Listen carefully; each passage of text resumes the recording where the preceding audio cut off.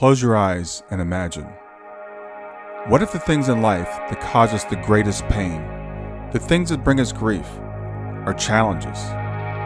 Challenges designed to help us grow, to ultimately become what we were always meant to be. We feel like we've been buried, but what if, like a seed, we've been planted? And having been planted, we grow to become a mighty tree. Now, open your eyes. Open your eyes to this way of viewing life. Come with me as we explore your true, infinite, eternal nature. This is Grief to Growth, and I am your host, Brian Smith.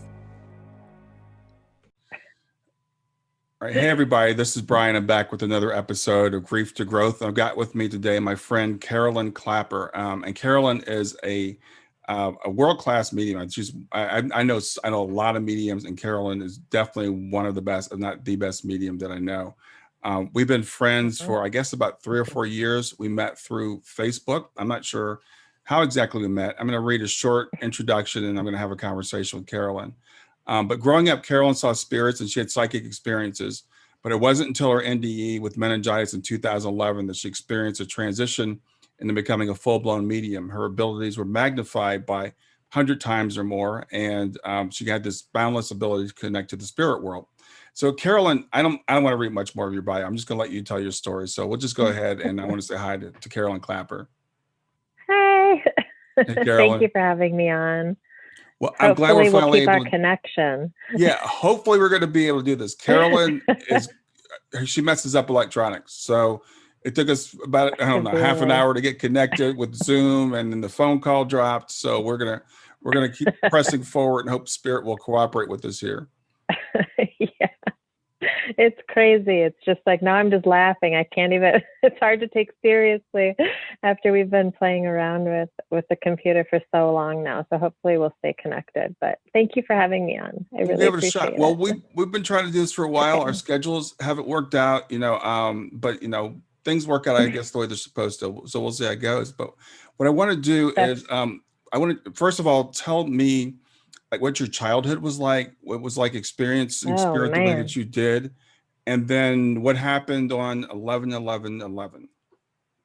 Okay, well, how long do you have? If you want me to go over my childhood, and are you a psychologist? Because this could be very helpful. Yeah. Well, I guess I should have framed that question better. How was your experience with I'm spirit just when you were a child? Yeah. So I've always seen spirit since I can remember. It was just a matter. So I had a very weird childhood. I don't know if anybody has had a normal childhood, honestly. I've spoken to so many people, but mine was weird, equally as weird as the weirdest childhood that you've ever heard of, probably. So I grew up, I was born in the home that I was raised in for the first 17 years of my life. I was born upstairs in my mom's bedroom. And there's relevance to that, I think. Okay, so I was born in the house, and it was a very active house. There was so much weird activity in that house since I can remember. And everyone in the house would experience it, from light bulbs like blowing out and then being replaced by old light bulbs, like with a different wattage, but they would have, thick coats of dust and debris on them. So it was like, obviously with no fingerprints. So it couldn't have been trickery of like one of the kids or whatever, what I mean? We'd have all this like weird activity that people would probably be like, yeah, that's poltergeist type stuff. But really it wasn't scary because it was kind of alarming, but it wasn't like threatening, So my sisters, there was 3 of us, and my sisters experienced some things, and my mom would always, she was a single parent raising us, and she would always kind of like downplay it, like, oh, it's fine, like, because we'd be scared. We'd be like, oh my God, Mom, oh my God. So this house that we grew up in had a lot of activity. And when I was about 8 years old, I started seeing who was behind the activity, which is unique to everybody else in the house. Like everyone would experience things. The cats would chase like invisible mice, and it was just kind of a joke. Like we'd make fun of it and just like joke around about it. toys would go off on their own, bells would turn their heads. Yeah, really creepy stuff for kids. But anyways, we were a little bit freaked out, but we would just like chalk it up to, okay, spirits exist everywhere and they're not going to harm us. Our mom told us that they were fine, that they love us. If they didn't love us, that they would hurt us. Okay. I guess that we're loved. Yeah. Okay. And when I was 8 years old, I was sleeping in my mom's bed. I was kind of a scaredy cat, so I'd run in to my mom's room when I felt something weird. And I would jump in bed with her. And one night I woke up and I looked out into the hallway and there was a little girl standing there just staring back at me. And I'm like, I froze. And it was kind of scary because it was unexpected. And I was looking at her and she looked at me and she looked equally as surprised to see me looking back at her as I was. It was like we were both having the same response, which was really weird. And she was dressed in these old-timey clothes. We were probably around the same age. Anyway, she looked at me and saw me looking back at her, turned around and rushed back the other way down the hallway. Right. And so I tried to scream and I couldn't. So that was scary. I felt like I was screaming like for my mom to wake up and nothing came out. Yeah. So this is kind of a story I've never told anybody. So it's just interesting. I mean, never told anyone in an interview, I should say. But I would tell my friends as all these stories when I was a kid. I always had the best ghost stories because they were real. Yeah. They were happening. And everybody would like try and top mine and it just was never happening. So this little girl existed in my home, but I couldn't communicate with her. I was just actually afraid. I was really scared. Sure, I think I slept downstairs underneath the table for like 3 days following that event. And then there was another event when I was, I don't know, 15 or 16. I got really sick and I think I had mono at the time. I was so sick. And I kept wanting a glass of water and I was so dehydrated and I kept wanting to get up and I was envisioning it, but I couldn't get out of bed. And I was kind of half in and out of consciousness because I was so sick. I kept passing out, like falling asleep and then waking up and falling asleep. And I saw 3 women standing in my room and they looked like school teachers. They had their hair up in buns and they were like dressed in these old timey clothes again. And, I'm like, they were talking and I'm like, shut up. I literally was laying there going, can you please stop talking? I'm sick. Like, this is so rude. Like you're in my room and you're talking and I'm trying to get some sleep and I'm really sick. And they looked at me and then just kept talking. I couldn't understand them. Yeah. And then that's all I remember from that. That's all I remember from that time. But there are events like this growing up, right? Where I guess that time I said it out loud to them, but I didn't get anything back. You know what I mean? Anyways, pan forward years later, I moved from that house, to a different city. And I ended up coming back to that home later when I was in my mid-20s. And I rented the home with my then husband. Okay. And events started happening again. So activity just started up again, like full blown, like lights would turn on their own. We actually had so much activity that we would make it a game. Like we would come home and we'd guess, like we'd make it a game whether or not the basement light would be turned on when we got home. And whoever won, whatever. You know what I mean? It was like really stupid. And it was frequently on and it was a real hard light to switch on. So it wasn't something, it's one of the ones you got to jam up, Right. The house was built in the 1800s. It was old. It was kind of creepy in the basement. You don't want to go down there. So it's like an episode of like The Haunting of Bly House or something. I mean, for real, this house is like wicked active. It's even gotten worse now. I've talked to the woman who owns it now and it's like pretty awful. Sorry. I'm like going crazy. I had to straighten out my leg. Anyways, so long story shorter, I grew up in this house. I was able to see things. went back to the house. I never had any confirmation of it until I was back there as an adult in my 20s. I started watching over a woman that lived 2 doors down from that house my entire life. Mm. And I became her emergency contact person, right? And so we would go, you know, she'd call me for everything. Like her fridge, she'd wash her fridge and she had to get it back together and she couldn't. So I'd go over there, right? Yeah. And she was a real interesting woman and we'd get to talking. And one day we got to talking about the haunted houses in the Racine area, right, Mm-hmm. where I grew up. And I tell her my stories and she confirms she knew every person that I saw. She's like, the women that you saw, those were the daughters of the man that built the house. And you're describing them verbatim. She's a very elderly woman. And so she knew the entire history and the people who lived there. Okay. So that was my first real confirmation, which felt really, really good and kind of freaked me out at the same time. Yeah. I moved from that house and activity stopped for me. There was nothing. I actually missed it. I thought, you know, it was so quiet when I moved into a new home. There was nothing there. So the activity for And you when you were growing up was always connected to the house. always. Okay. Well, with the exception of like 2 times, but I'll skip that for now because I'm getting Yeah. too long-winded. Okay. But yeah, pretty much always it was connected to that home, Okay.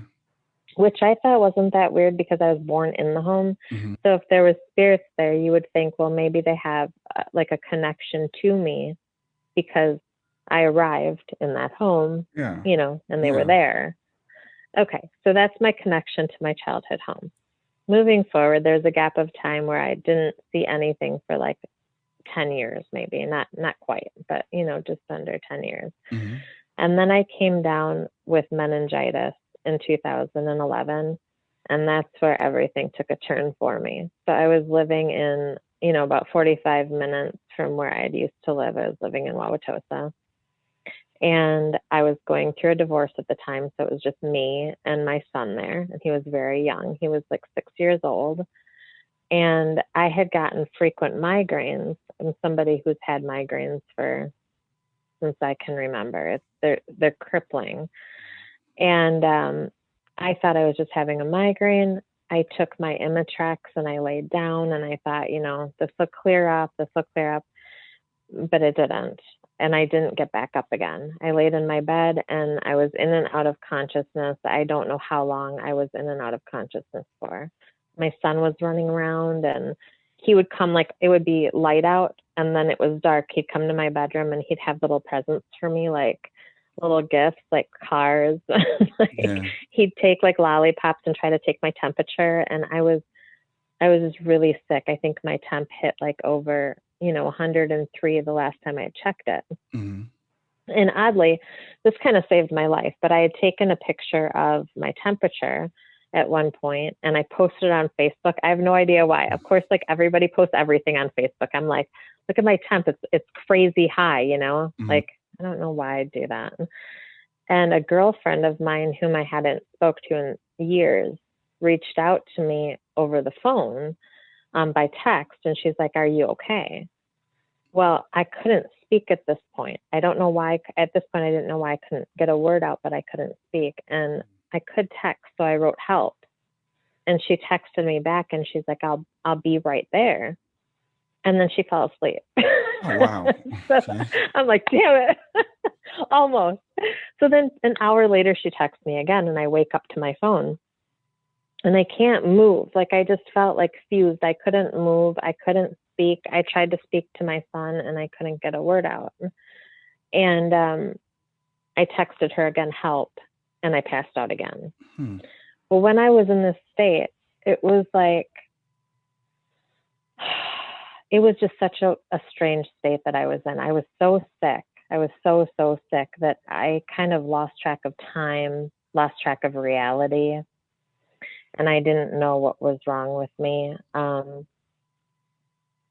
I started seeing my mom, who was crossed over. She had just crossed over like a year prior, 2 years prior, excuse me.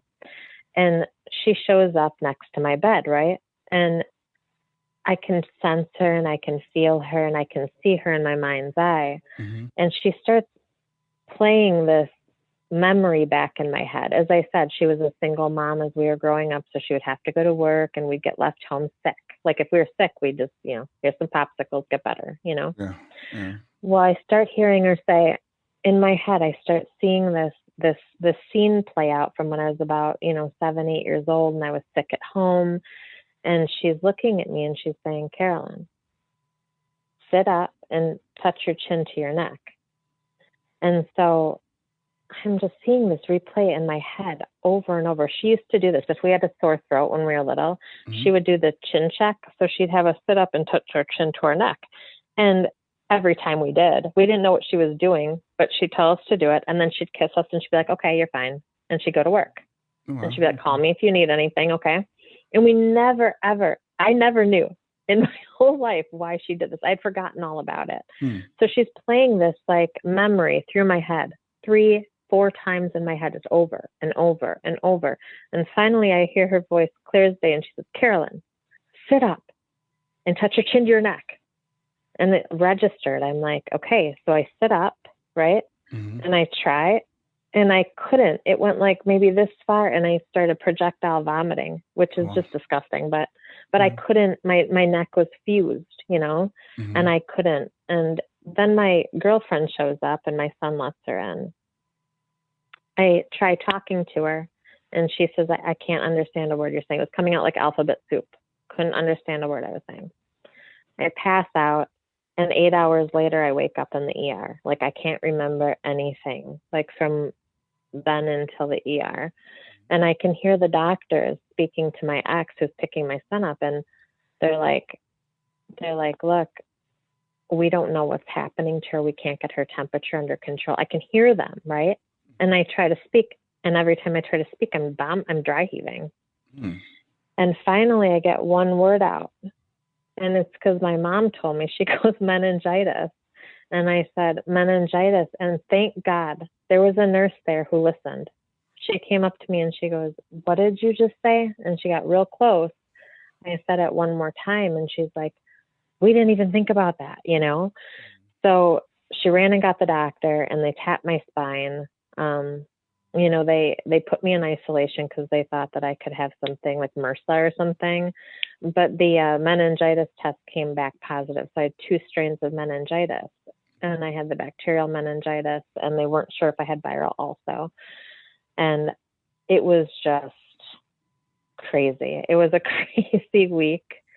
I feel like I'm just talking and talking. Sorry. That's what you're here for. Yeah.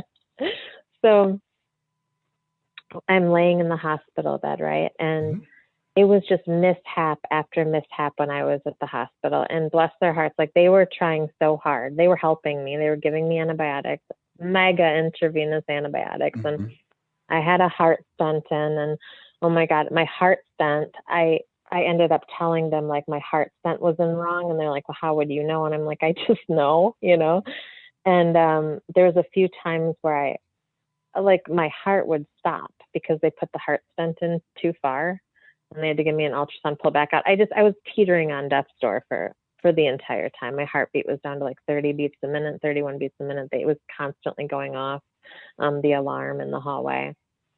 And the only time that my heart would raise is when my son would come and they'd let him lay next to me. And then my heart rate would go up by double. It would go up to like 61 beats a minute. So the power of love is just incredible. Yeah. It's incredible with your children. I'm telling you, and you know better than anybody how incredibly connected we are to our children, like their spirit, their energy. It's just like them being biased it's just pure love. Yeah. And so I'm going to credit my son. I really think that he saved my life in a lot of ways. But when I was in and out of consciousness and kind of in between 2 worlds, when I had meningitis, I started to see myself out of body. So it's like I was laying in the hospital bed, yet I was seeing myself standing up in front of me and seeing my own butt. Like I was in a hospital gown, right? So I'm like seeing my own ass. And it wasn't very pretty. It was really disappointing. But as I'm standing there, I'm seeing myself from behind, you know what I mean? Yeah. And then I would all of a sudden go into that body, right? And I'd be seeing from my eyes, but in a different space. And I was welcomed by a committee, is the best way I can describe it to you. Is there was a committee of people there, about 30 people, all dressed in white. They didn't have wings or halos or anything. They looked like, I don't know. They looked like they were, I don't know. They looked like they were in like linen clothing or something, like some, it was very just clean and dark almost, very calm, you know? And there was one woman whom I was very focused on, and she was the center person, and she was the speaker. She had this silver hair, and it was short, and she was just, you know, she was speaking. She was like looking at me, and they were talking, and I couldn't understand what they were saying. And then she let me speak, and I asked her if they would please let me stay for my son, you know, Stay because here. I was all that he really had. Stay here in this life, because I wanted to stay longer. And I wasn't like emotional or anything. It was just very a matter of fact. And yeah, and she looked next to her and she spoke to somebody, looked back at me and spoke without her mouth, just like through her mind, okay, like telepathy at me. And she said, yes, if you do this work for us. And I said, yes, just a matter of fact. I'm like, yep, okay. I didn't even know what she was talking about. I'm like, yep, sign me up. Okay. If I can stay for my son, sign me up. Okay. Whatever you want me to do. And they all went together into this glowing white light. They just all like lost their form and went together into like this orb-like light and went through my feet, up through my core and through my head. And I was completely healed on 11/11/11. I was 100% healed and discharged from Frederick Hospital. And I have the records. I'm writing a book right now because I'm like so evidential based that it's like, I'm like, here, I'll put it all out there for everybody so they don't question me. Do you know what I mean? Yeah, I do know what you mean. Yeah. Yeah, you know, because you know how people are. So like, I was released on this day. And I really didn't, it was like, it didn't register what happened to me until later. You know what I mean? Because I was like in it and I was going through it. And so it just doesn't register. It doesn't sink in until later. But like when the doctors came in and they were like, you know, how are you speaking to us? They had the lights on and the neurologist and stuff was there. And he's like, look at my light, you know, and follow my light and, you know, repeat after me and what day is it? And, you know, all of this stuff. And they're speaking to me and I'm completely clear. You know, the neurologist was like, you're an anomaly. Like he's like, okay, he goes, I heard that your mom saved your life. He came in, you know, cause he's sitting here with me and he goes, I heard your mom saved your life, that she told you that you had meningitis. I want to thank her. So you had told someone this story. Where is she? Well, the nurses, because they knew, because I said, my mom, they were like, how did you know you had meningitis? And I was like, well, my mom told me, right? And I'm like in and out, you know, but I'm like, my mom told me. Yeah. And he's like, but I hadn't told him the whole story because, you know, so he sits down and he's like, where's your mom? I want to thank her. Like, she's so smart, you know, like how would she know this? Right. And I just looked at him and I'm like, go ahead, go ahead and thank her. And he's like, what do you mean? And he looks at me all, you know, what do you mean by that? And I said, well, I'm sure she's in here. I said, she's crossed over. And that just kind of, he's like, you know, he goes, okay. Yeah. He goes, you know, it's like he understood, you know, he was a doctor and he's like, well, we get this kind of stuff sometimes, you know. Yeah. We've seen it all, we've heard it all, you know, and he's like, it's incredible, you know. So at this point you're healed. And so when did your mediumship open up? What was the first evidence of your mediumship starting to open up after that? So in the hospital, you know, after I had started to get better, you know, I was getting a little better before they went through me. So I was having, I was able to speak a little more. I was on drugs that helped the pain and things like that. Okay. Mm-hmm. And at that point, when I was crossing in and out, I saw people's family members and loved ones in the hospital. Like, so I don't know, like nurses that were working on me and like friends that actually people that were strangers to me that were like checking in on me, friends of friends that were calling the hospital, being supportive, which was like so sweet of them.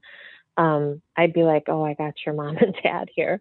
And like, I didn't know them, and then they'd be crying and like, oh my God, well, how would you know this? And I'm like, I don't know. They're like standing right in front of me. They're chilling with my mom and dad. Like they got a glass of wine and they're, they're telling me what's up in your life, And, I thought that was completely normal when I was in the hospital because I thought, well, I'm dying, whatever. Like I'm dying. So like everybody sees people who are crossed over when they're dying. Like I'm not that special. There's nothing like this is just a thing, right? I didn't think anything of it. I'm real fluid and free flowing. So nothing really jogs me that much. So even then I was like, well, whatever. It's just they're here, whatever. Just accept it and deal with it. You know what I mean? It's fine. Yeah. Like I'm going to be with your little homies over there pretty soon and we're going to be kicking it together. And that's just how it is. We'll get back to Grief to Growth in just a few seconds.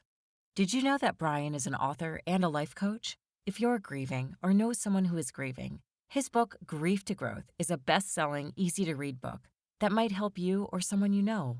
People work with Brian as a life coach to break through barriers and live their best lives.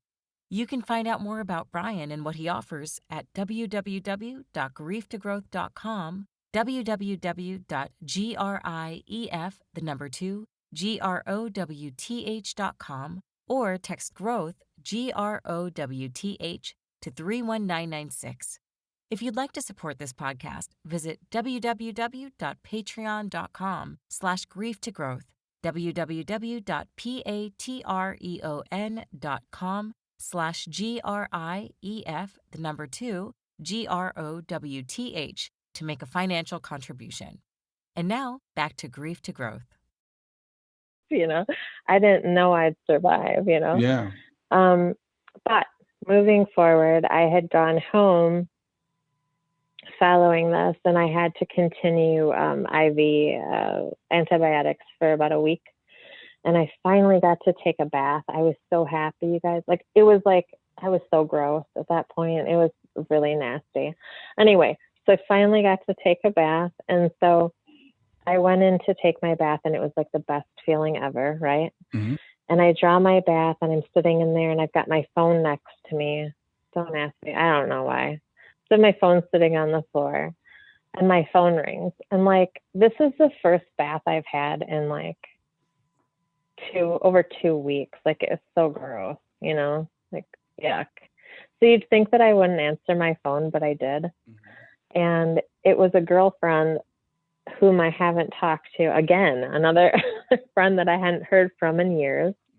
And I pick up the phone and she was in distress. Like she was in a really bad place. And I'm in the tub in a really good place. I was thinking, this is so relaxing. And I didn't really want to get into a heavy conversation with her, to be honest, but I've helped her before. She's somebody who's like, tried to take her life before, and I had kind of saved her life a couple of times. And so I didn't want to hang up because she's somebody who does, who I need to answer the phone to if she calls me. Do you know what I mean? Yeah, I know absolutely. that probably something's wrong. Mm-hmm. So I answered the phone and I was trying to keep it a little light, and all of a sudden, it was so weird, Brian. Like, it was so weird. So all of a sudden, I get like this tunnel vision, right? It was so weird. Like, all of a sudden, I felt like I wasn't in my own space. Mm. I got this tunnel vision, and I see where she's sitting. I've never been in this house of hers because I haven't seen her in years. She's like moved. And I'm sitting, like I can see her sitting on her couch, and she has this pink hat, and it's this like furry pink hat, and she's smelling it, and she keeps putting it up to her face. And I see her grandma, whom I've never met. and her grandma's like telling me I died of cancer. And she's smelling my hat. That was the hat that I wore right before, like when I died. That was my hat. And, and she's really sad. And she's just telling me, she's really grieving and she needs to hear from me. And I don't even know. I don't think I registered what was happening. I went with it. As I said, I'm real free flowing. So it just happened, Yeah. And I'm like, I tell my friend, I say, I start explaining to her, hey, honey, I see you sitting on your couch. I don't even know how this wasn't a weird conversation, but it just wasn't. I started telling her about where she was sitting. And I said, do you have a pink hat that was from your grandma? And you keep smelling of it and you're really missing her. Did she pass of cancer recently? And she just starts bawling. And she's like, oh my God, I'm having a hard time. And that's exactly, how do you know this? And I'm like, I don't know. I can just see it. And then I'm like, look, I have your grandma here. I'm like, she's telling me about a little figure in the room that you're in that keeps moving. Like it keeps moving and shifting and it's freaking you out. I'm like, that's her moving it, And she started telling me very specific details about her life, like conversations that she was having in the mirror to herself. A box that was put aside that had her daughter's things in it. She had her go to the box and open it and take out certain items. And all of them were accurate. They were there. It was a very long conversation. It was about an hour and a half. And I'm sitting in my tub, right? And I'm like, I felt fine. I was like, okay, it's all good. It's all good. And then I asked her grandma, did you want to stay with her? I'm going to get off the phone. Do you want to stay with her? Or are you leaving? Yeah. And she said, I'll stay with her. And I told her, your grandma's going to stay with you, but I'm going to go because I'm in the bath. And she felt comfort with that. She just felt so comforted. She said, oh my God, thank you so much. I can't, it was all this, it brought her a lot of peace. Yeah. And so I bounced off the phone with her, right? And I had felt good up to this point. I felt fine, totally relaxed. I had Granny's energy, you know what I mean? And I'm like, I'm real calm. Until I realized I was back in my body and I was freezing. I was like, my bath water had gone cold. I've got goosebumps. I'm freezing. And I'm like, what in the hell just happened to me? And it scared me.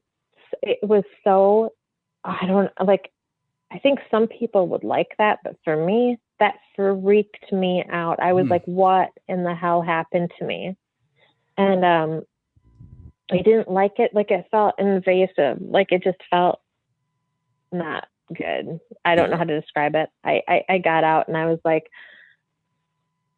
I had a talking to with God, if you will. I kind of said what is happening to me? What's happening? Yeah. And I got an answer. You don't want to get an answer when you ask. Yeah, really. You don't really want to get an answer. So I got an answer, and it actually came in the form of the woman in the committee, of the speaker.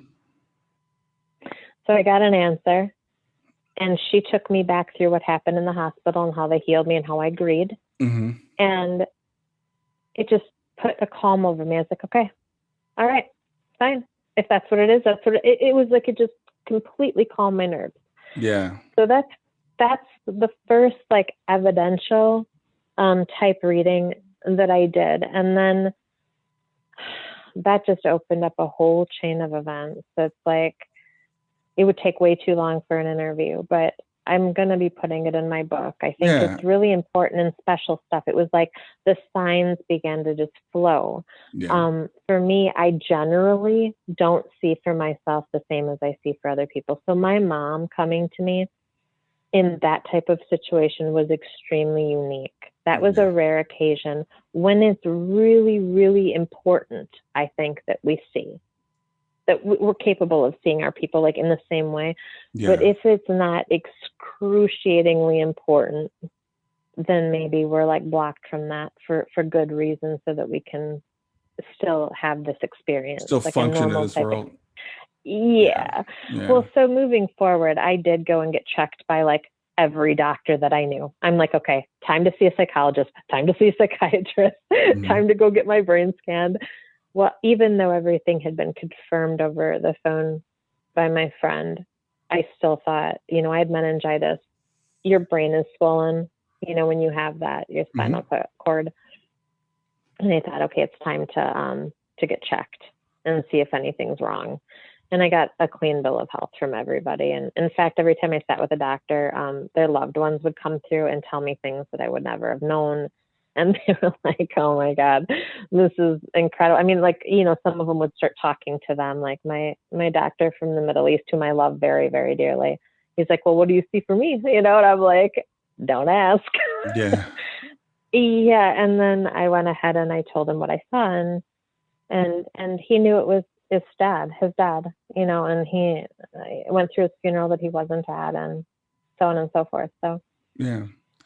Well, I know, you and I met on Facebook, as I said, it's been several years ago. I'm guessing 3 or 4 at this point. It was after Shane had passed. You and I became friends. Yeah. And you volunteered to do a reading for me. It was very kind of you. So you did a reading for me, but you wouldn't let me record it, and I really wish you had, because it was. I really wish I had to now. I'm sorry. I wish that I had let you too. Yeah, I do.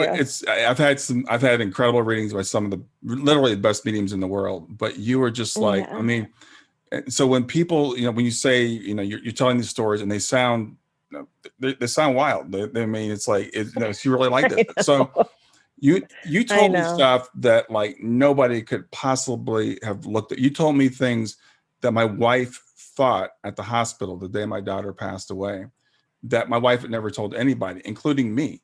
So I'm taking notes, and and then when she gets home, because she was away at the time, and I tell her this, and she goes, yeah, I had that thought at the hospital, but I've never told anybody.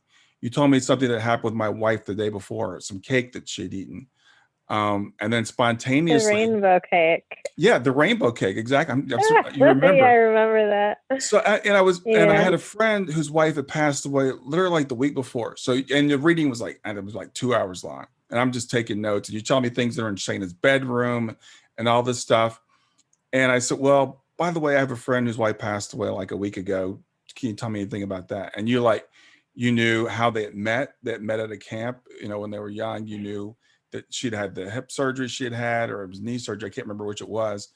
It was like 5 minutes. You told me all this stuff. And I called my friend up. I'm like, is any of this true? Because I have no idea, because I didn't really even know his wife. And it was like spot on. So I tell people, I tell you that because most mediums, I'm going to guess, are like 60, maybe 70% accurate, a good medium. And you're like 95, 100% accurate. That's what I keep hearing. And then my friend Bob is like, don't ever say you're 100% accurate, because one time of you slipping up and somebody's going to like nail you to the cross. So I'm like, yeah, I don't claim that, but I'm accurate because it's not me. It's not me. It's like the credit doesn't belong to me. It's not. It takes a lot of energy, and it takes a lot of love. Like, I love everyone I sit with. I love everybody like to a fault. Like, it's gross. Like, I feel their pain, and it's like really, I have to pull myself back from them. So that's actually a problem for me. I don't think that it's a good thing as a medium. Are you there? I'm here. Your video's frozen, but I can still hear your audio. Okay, so my video froze. Yeah, but that's okay. We'll just keep going. It'll come back probably. Let me look. Your connection is timed out. Let's see. Oh. Verify. Blah blah blah. Retry. Okay, try that. Yep, we're back. Oh, good. We're back. Okay. So Carolyn is breaking this Zoom is all again. the time. I'm breaking the computers again. Okay. So what I was going to say, Carolyn, because you are, it's interesting. I interviewed Suzanne Giesman last week, and I was telling you this before we started. And Suzanne is an amazing, amazing medium, but she's a medium by training. She, after her stepdaughter passed, she started meditating, and she developed her talent. I'm not going to say it's a gift. She developed her talent. And she trains and all this stuff, and a lot of mediums that do that. And then there's some mediums that I call natural, like you and like Thomas John, where it just seems to be like it just flows through you. And it's, Oh, can I just say thank you to Thomas John, because I think he kicked some people over for medical readings for me. So thanks, Tom. yeah, If yeah, Thomas. Yeah. Okay. So yeah, I Anyway, think thank it's, you. you know, it's really interesting to me because people say, I want to learn to connect with my son or my daughter or whatever. So some of us can train to do this, but for you, it seems to be spontaneous and natural. But does it take a physical toll on you when you do readings? Because I know you don't do a lot of readings. I think does it drain you? Oh my God.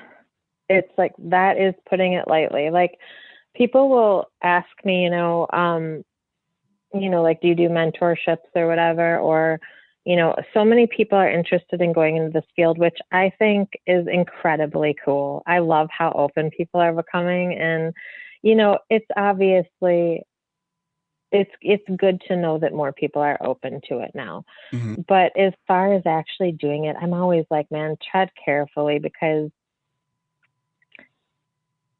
don't ask for what you don't want. I even tell people that with readings with me. I'm like, don't ask me if you don't want to hear. And I mean that wholeheartedly. It is so draining. And some people don't understand that. I think that's the one thing that's really tough for me as a medium, is that, like, most of the time I've been super blessed, because I'm all word of mouth. So all the people who come to me, I feel like have been brought to me by their Mm-hmm. loved ones, their spirit, and it's meant to be. But once in a while, I'll get somebody who's a little bit like, I don't know, like a little bit less understanding or less empathetic to my position. Mm-hmm. I am somebody who has chronic migraines. Like, I had that prior to this. I could have gone on disability. Like, I took 18 Imitrex a month before, and that's way too many. Like, I was having I don't know what they call it. I was having headaches because of my medicine. It was like rebound headaches there. Yeah. And that's why I couldn't tell with a meningitis whether it was a migraine or meningitis. Like, that's how bad they get sometimes for me. Yeah. So that being said, I think it's very common for people who are naturally gifted to get migraines. I know that's a commonality, that people who are empathetic people, or just in touch with other things, not even mediums, like, they tend to get headaches, even from the planet, like from the pressure outside, from the barometric pressure or whatever. Mm-hmm. Like, we're very sensitive to everything. Yeah. So when I give readings, yes, it can become very draining. It's a matter of learning how to separate yourself, and that's difficult. In the beginning, I had to learn to have empathy, which is weird because I'm a very sensitive person. Like, I watch them, I'll be crying. I'm like, my son laughs at me. It's like, oh my God, you're crying. And it's like a Disney movie. And I'm like, oh, I'm like soup, but it's like, when I would go into this mode with random run-in readings at my job before, okay, it was complete strangers. I don't know them. I didn't really have, like, whatever. I didn't really have like an emotional connection to them. And, spirit would come through and be really pushy, and I had no boundaries. And I would just, like, there's somebody here. Do you want to hear? Like, I see stuff. Do you want to hear from them? And it was always a solid yes. Everybody always said yes. And I would take on the emotions of that person. Sometimes, like, I would get the symptoms, like if they died of, I remember one in the beginning, like, he died of liver issues from being an alcoholic. And I felt like I was going to throw up. I had to go to the bathroom at work, and I was like, oh my God, I'm going to puke. And then I just got like, I felt like I was having symptoms of liver failure. It's really creepy. So I had a really hard time to, like, disassociate, like, to set boundaries for myself. Right. I'm way better at that now, way better, but it has taken me years to get good at that. And it was all self-work. It wasn't me opening a book or taking a class online or going to a school. Right. It was me talking to God. It was me talking to source. You know what I'm saying? It was me going straight to source and saying, what can I do? What do I need to do? And it's interesting because I started developing, I'd get answers, not through my ears. I would get answers in my mind, and I would do them, ritualistic type things. I would do them, and they helped. Later, to find out, once I started connecting more within the community, once I became more well known, these are rituals that people teach and that they really like. It's like everybody does. Yeah. So they must be legitimate. It's almost like I was getting confirmation as I went along, but I've still never read a book on mediumship or watched people's shows the whole way through. I've caught little glimpses of people's shows here and there, and then I get bored and I want to watch, because I do this. I live and breathe this. So I'm like, nah. I want to watch like true crime or like, like I want to watch something else. Yeah. It's really draining though. So yeah, well, I think it's really it can take it's a toll. interesting how different people seem to do it differently. I'm friends with a lot of mediums. I've talked to a lot of mediums and work with them in various capacities. So, for example, I have a friend who's a medium. This dude can do 15 readings a day, and I'm like, but I've talked to I've seen other mediums say I can only do one reading a week. There are people that it just really takes everything out of them. So I think there's maybe different ways that people do it, and with someone like yourself, it just seems to, I kind of picture you as maybe like a battery, and so when you're doing this, you're like sending this energy out, making this connection, and then when it's over, you got to recharge. Well, and some people charge you. You're right. Some spirits, some people, I call them people over there, and then it confuses people because they're the same to me. So it's like, whatever. Some spirits, when they come through, they're like, they charge me. Like they actually give me energy and make me happy. Like your daughter, she charges me. Like I love her. She's one of my favorite people in the world. I mean, that I've ever met in this world or that world. I just freaking adore her. Okay. So like she charges me like, but that probably falls in line with like who she was here. She's got this beautiful energy. She's like, she came through as this beautiful light, and she was sitting on my bed and she was just like ready to go. She's like, okay. You don't remember how we met, and I'll talk about that in a second because I do. Yeah. Okay, good. That'd but, be great. because I'd like to, because it's a shout out to her and I love her. But yeah, somebody like her, she gives me energy, and she's like, she breathes love. She exhales love. And I don't know, just like this excitement for life. Like, I don't know. She is life. Do you understand what some people are just life? Yeah. And some people are less so that way, but she really is truly just, she's love and light. Like if people were to see her in the light that I see her in, or whomever is blessed enough to be able to meet her in that way, she's so shiny. Like she's just, her smile is radiant. Her eyes sparkle. She looks just like, I had never seen her in photo when I had met you over Facebook. So here's the thing. When I had met you over Facebook, we were friends on there. I don't remember why we were friends on there, but we were friends on there. We must have connected through somebody else. And I kept getting these like little updates or whatever on how many steps you had taken, like a Fitbit. Yeah. And it kept showing up on my timeline. Well, I don't generally care about that. Not to be mean or anything. I don't know why you would. Okay. So like, I didn't really take notice of it. I was just like, damn, this guy's ambitious and I'm so lazy. Like I need to start walking. So I just started thinking, I need to do more of this. I need to find my Fitbit. So I started taking notice of it because it started showing up more and more. And there's a lot of friends, I don't see any other stuff on there. And we didn't know each other. And I was seeing like every day how many steps you were taking. Well, this went on for a while. And then one day I get this sense. Okay. So I didn't get her full on at this moment. I got a sense. I got like, she's pushing in on me. Okay. And I hear in my mind, and she says, he's trying to catch up with me.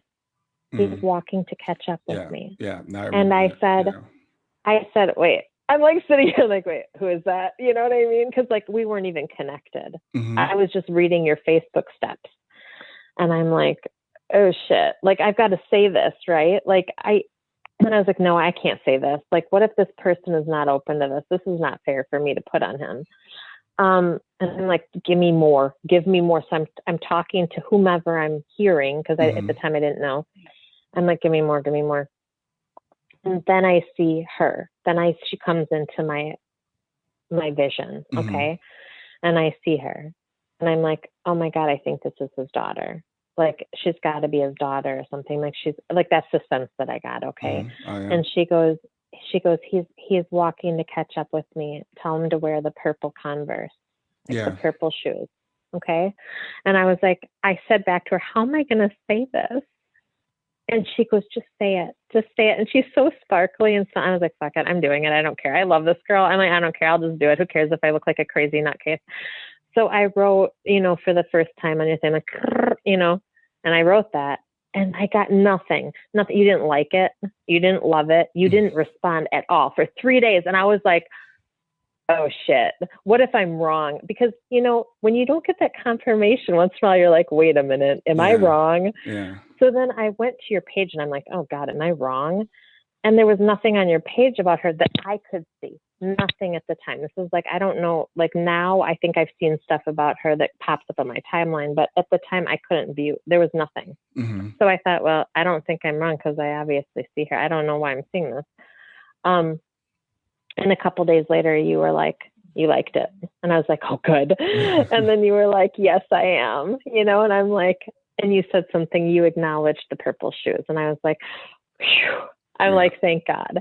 And that's how it sparked. You responded. And then I was like, thank you. I'm so sorry if that was invasive, but this is what I saw. And if you want to talk for a minute, feel free to call me and I'll communicate for you. And you were like, let's do it. Yeah. So it was very like sporadic.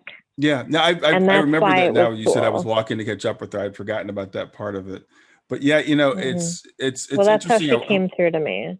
Yeah, it's interesting how people come into our life. And then I remember you and I had become friends, and I was on another board with this woman who's a professional skeptic, and she's a mutual friend of ours.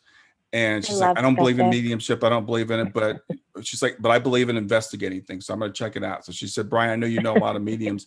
Tell me the best medium you know. And I'm going to go to that person and I'm going to prove that this is not real. And that was our friend. That's Kim. Awesome. Yeah. Thank you. That's a huge thing. My head's expanding. No, I'm just kidding. It's not. Well, really it's funny because Kim and I we're friends to this day, and I've actually had her on the program and we've talked about you, and you just blew her away. I mean, she came back, she said there is no way that she could have looked any of this. I think she even gave you a fake name and stuff too. I think she went through all that stuff. She did that, punk. Yeah. Anyway, no, I'm just kidding.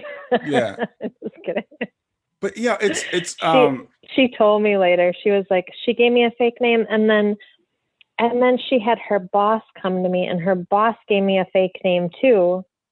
And it was so weird because I'm like, well, I mean, I can't get people's information out, but it's a weird story. And they're like, they're coming out, they're willing to come out with their stories in my book or whatever forum.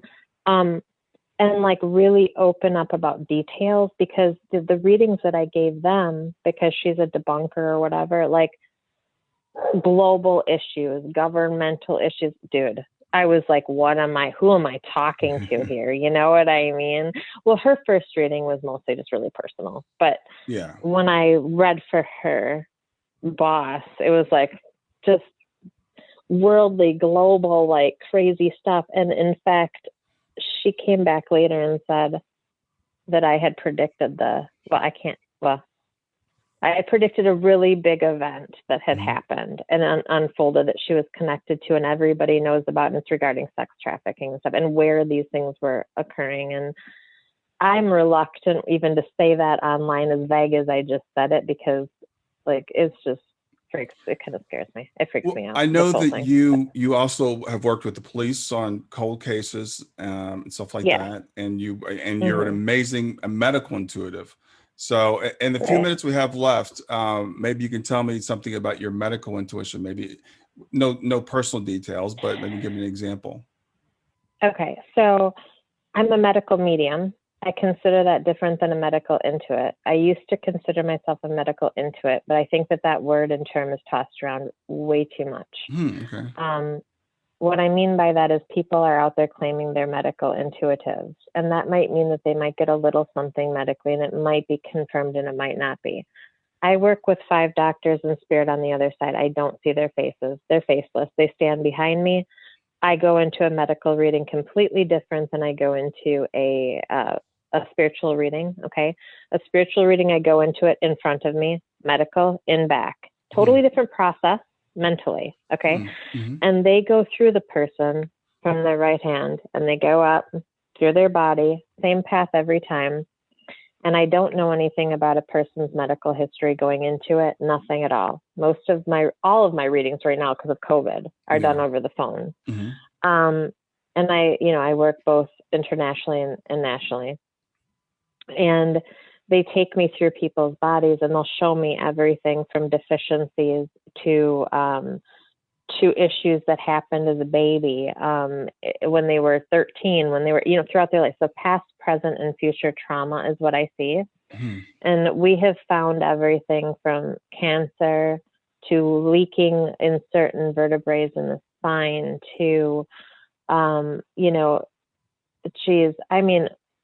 to septicemia with, bladder infections, to rejection of metal in somebody's spine. There's a book that a woman's writing. She's a client of mine, and she's writing a book about her experience with her daughter right now, or it's written. She told me that she had written me into it. And so that's public. But her daughter, I had seen go into surgery, and her back was open in the surgery. I'm seeing this through a reading with them. Mm-hmm. And I see her in the surgical room, and her back is open, and the doctors, it was supposed to be like, 3 to 5 hour surgery, and it ended up being like 8 hours. So they told me that the length of time it was versus what it was supposed to be. Mm-hmm. And I see the doctor standing there, and they've got it open, and one nicks something in her spine, and he's like, ooh, oops, Mm-hmm. And I'm like, what do you mean, oops, right? And this extended the surgery. They nicked her spine. And when they closed her back up, she's had seizures and issues and stuff like that since then. It's just been like devastating to her life. And they had told me, through her reading, they had told me that she had a metal allergy. But I see all this metal in her spine. And I'm like, but then they tell me, well, it's titanium or whatever. It's like it's a non-allergic metal. But then they tell me that inside of the screws, there's nickel. Yeah. And it took her mother fighting, like going to doctor after doctor after doctor, surgeon after surgeon, you know what I mean? To try and get somebody to relook at this. She did get it tested, and she was allergic to the nickel, in fact, and she had to go back through and get these removed. Yes. I know someone's extremely allergic to nickel, and yeah. There you go. Yeah. Right. So it's like, so they'll tell me very, very specific things. Now people will come to me like thinking, okay, well, you can save my life. Well, not really, because all the credit belongs to Spirit, of course. They have saved people's lives through the information that's come through, or prolonged it, prolonged it to a degree, or given somebody a better quality of life. Mm-hmm. But it's not, we're all gonna go eventually, unfortunately. Yeah. And I would say we can't save anybody's lives. We can only prolong them. And give them information that I can only tell people what I'm shown, and that's it. And nothing more, nothing less. So, well, I know what you get, and I've heard some of your stories is extremely specific. It's like, write this down and take it to your doctor. It's not like, I see something like in the lower half of your right quadrant, that kind of a thing. It's really specific. Like sometimes it takes me aback. Like there was a lady who I recently saw, and they're like, she needs to have these patches. They're showing me patches, and then they're talking about stem cells. And I didn't know they had stem cell patches that you can put on your body. I'm like, what are you talking? Like, some of it just seems so abstract to me that I can't understand. And I'll literally be like, do you have your computer? And they're like, yes. I'm like, turn it on. Put on Google. I want you to type this in there. Just please do this for me for validation. And I'll have people do homework for me while I'm like reading them, and they'll type something in and it'll come up, and we're both like, wow, that's so crazy. Yeah. So, and yes, I'm not a medical doctor. I don't claim to be. I don't have any education in it. Anything that comes through me comes through Spirit. Okay. To me, I always say, must be taken to a medical doctor and be validated through a medical doctor. Take everything, every single note, and let them say you're crazy. Who cares? Have it validated and advocate for your own health, because doctors are going to laugh at you when you say that you spoke to me. But then, I've had people go in, a guy who had MS that I just adore. I love him so much. I knew there was something wrong with him medically because, it's kind of a cheat. I went to his house and he was in a wheelchair, so duh. Okay. Yeah. But I went there, for a spiritual reading for him. And I wasn't intending to do any medical on him. And during his reading, his dad had come through, and his dad had MS too, he told me. But his dad didn't die of MS. He died of something else. And he had told me what. And then he brought me to his son, and he says, just tell him that he has a catheter in his spine and it's off to the right.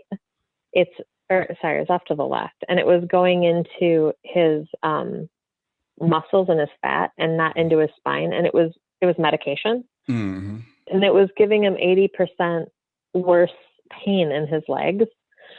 So he told his doc, I didn't know he had a catheter in his spine because you can't see that. It was like inside. Right. And he confirmed that he has one, went into his doctor, his surgeon. He's like, please, my medium told me this. You need to check it. And they're laughing. They're kind of laughing it off like, who? Yeah. He advocated 3 times. Just check it, please. She's on point all the time. They checked it and it was accurate, of course. Yeah. And so then they fixed it. And his doctor said, you have one talented medium. Yeah. And that's all. That was like his little gesture of recognition. And once in a while I get that and I'm like, it feels so good. It feels good just to get that, you know by now that you're just incredible. As you said, spirit. No, that the people who work with me are incredible. Right. Yeah. But you're an incredible channel, a vessel that they use. And so, as I said, I've worked with a lot of mediums. I've met a lot of mediums, and if you could convince Kim that you're legit, because like I said, she said, I'm going to prove that this is not real. I just spoke with her yesterday. Oh, did you? Yeah. She came, this is the second time, actually the third time in 3 days she's come up, and I keep telling her, I'm like, man, your husband, he will work his way into, he wants to talk to her. He ended up, and so I gave her a buzz last night because she came up in a reading last night, in fact. Too funny. And now she's coming up again. And she loves it. She loves it.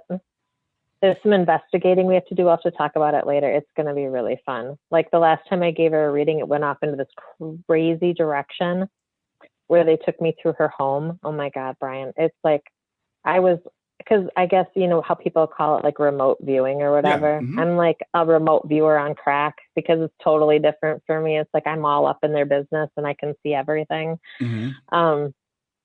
So they took me through her home, and I'm like going down in the basement, and they showed me this area, and it led to this entire, like they pulled me out of her home into the town that she's in. Mm-hmm. And I want to investigate that area now. So maybe we can share it another time, like her and I and you, because it's going to be a really fun story. Oh, cool. It's really exciting. I'm going to investigate like all of this area that she's in, and then have her, validate it, like look for the validation, because she's a debunker, so she can do it. I'm going to put her to work.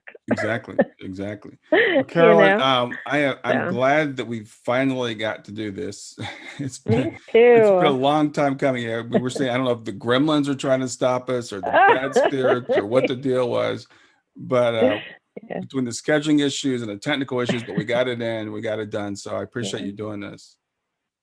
Yes, and I appreciate you having me. Thank you so much. I just adore both you and your wife and your family, and I think you're incredibly strong, and you're just a beacon of light in this world. I think that your videos are so inspiring, and more people should listen to you. And I don't do a lot of interviews. I'm asked to do a lot, and I'm honored to be to be interviewed by you. So great. I'm glad that Shana came to you and you and I connected. So let me give your contact information. I know you're extremely busy, but Carolyn's website is thenextworldmedium.com, and you can contact Carolyn through there. I know your waiting list is pretty long, right? I mean, I don't know. I'm booking into February right now. Okay. It's not crazy. Yeah. It's not crazy. It's not like years out. You know what I mean? Yeah. Because that would be pretty crazy. But I only do one reading a day because some of my readings get really long. Like, you can see how long-winded I am. So obviously my readings You and I are have had crazy several too. multi-hour conversations. So I was wondering how we're going to do this in just an hour, Sorry. but I'll have you back, definitely, for sure. Okay, awesome. I'd be honored. Next time we'll talk politics. Yes. Yeah. Yes, we will. We'll wait till after the election. Well, Carolyn, it's been great seeing you. Thanks for doing this, and thanks for being so persistent and getting on. Yes, thank you so much for being patient with me. And we only had one mishap with our computers, which was incredibly good. Yeah, for me. Well, let's not push it. So we'll sign off. Yeah, right. Yeah, you have a great night, Carolyn. All right. Talk to you later. Too. Bye. Thanks for listening to Grief to Growth. Brian hopes that you find this episode helpful and will come back for future episodes. Brian's best-selling book, Grief to Growth, Planted Not Buried, is a great resource for anyone who is coping with grief or knows someone who is. If you enjoy the podcast and would like to support it, there are 3 things you can do to help. The first is to share the podcast with someone that you think it will help. The second is to go to iTunes, rate, and review the episode. The third way you can support the podcast is by becoming a patron. Head over to www.patreon.com/grief2growth. That's patreon.com/grief, the number 2, growth, and sign up to make a small monthly donation. Patrons get access to exclusive bonus content and knowledge that you are helping to spread the message of grief to growth. For more about Brian and Grief to Growth, visit www.grief2growth.com.